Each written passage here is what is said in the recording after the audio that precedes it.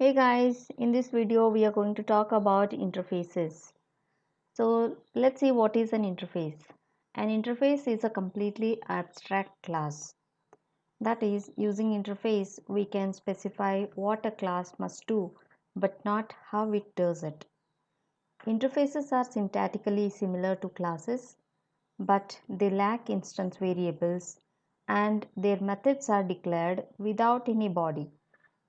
This means that you can define interfaces that don't make assumptions about how they are implemented.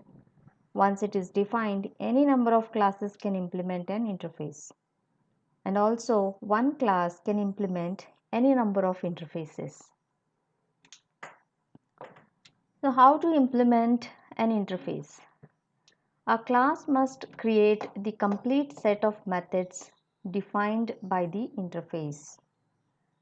To implement an interface, a class must provide all the methods which have to be uh, reproduced in the classes. However, each class is free to determine the details of its own implementation. By providing the interface keyword, Java allows you to fully utilize the one interface multiple methods aspect of polymorphism. So this here is how to define an interface. Defining an interface is much like a class, and this is the general form of an interface. When no access specifier is included, then default access results and the interface is only available to other members of the package in which it is declared. When it is declared as public, the interface can be used by any other code. In this case, the interface must be the only public interface declared in the file, and the file must have the same name as the interface. Name is the name of the interface and can be any valid identifier. Notice that the methods that are declared have no bodies. They end with a semicolon after the parameter list. They are essentially abstract methods. There can be no default implementation of any method specified within an interface. Each class that includes an interface must implement all of the methods. Variables or data members can be declared inside of interface declarations. They are implicitly final and static. That means they cannot be changed by the implementing class. They must also be initialized, and all methods and variables are implicitly public. So here is an example of interface.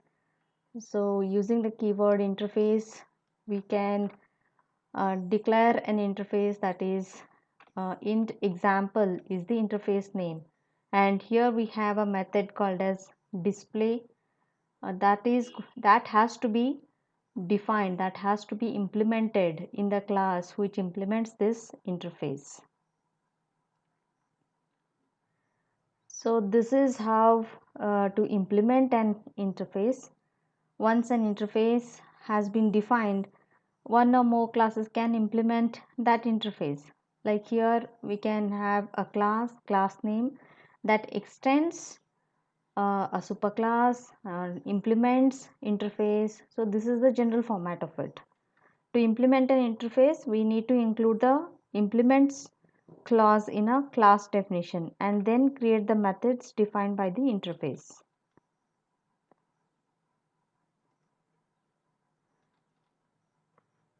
So this is the general format of this. If a class implements more than one interface, the interfaces are separated with a comma. If a class implements two interfaces that declare the same method, then the same method will be used by clients of either interface. The methods that implement an interface must be declared public, and also the type signature of the implementing method must match exactly the type signature specified in the interface definition. So here is an example a class that implements the int example interface that was shown earlier. And notice that display is declared using the public access specifier.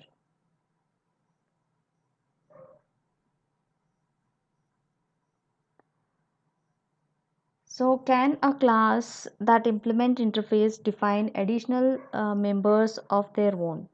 The answer is it is both permissible and common for classes that implement interfaces to define additional members of their own. The obvious question here is why use interfaces when we have abstract classes? We know that abstract classes also have the methods which are just declared. There is no body of the methods in abstract classes. In interfaces also we have methods which do not have any body. Then why do we need interfaces? See, the abstract classes may contain non-final variables, whereas variables in interface are final, public, and static. So this is how interfaces are different from abstract classes. And why do we use interfaces? This is to achieve total abstraction. So we have just now seen that how interfaces achieve total or complete abstraction. And the second important use of interfaces is to achieve multiple inheritance. In case of Java, multiple inheritance can be implemented only through interfaces. So this is very important when you have class A and class B and you would like to have class C that is inherited from class A and class B. So that is not just possible by using general inheritance, what we did in case of multi-level inheritance or hierarchical inheritance or any other type of inheritance. So multiple inheritance can be achieved only using interfaces. So what are the new features added in interfaces in JDK 8? Prior to JDK 8, interface could not define implementation. So for what we have seen is we have just seen the declaration of interfaces in which the methods had no body. We can now add default implementation for interface methods. So this default implementation has special use and does not affect the intention behind interfaces. Suppose we need to add a new function in an existing interface. That time we can obviously go for this kind of implementation. The old code will not work as the classes have not implemented those new functions. So with the help of default implementation, we will give a default body for the newly added functions. Then the old code will still work. Another feature that was added in JDK 8 is we can now define static methods in interfaces which can be called independently without an object. And note that these methods are not inherited. So these are some of the important points that we discussed about interfaces. We cannot create instance of interface, but we can make reference of it that refers to the object of its implementing class. A class can implement more than one interface, and an interface can extend another interface or interfaces.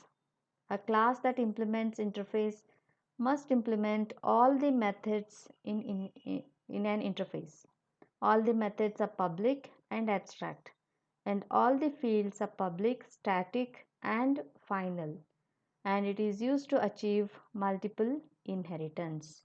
So these are some of the points that are related to interfaces. So in the next video, we will try to implement some of the concepts, some of the aspects what we discussed today with reference to interfaces. So that's all for now. So take care. Bye bye.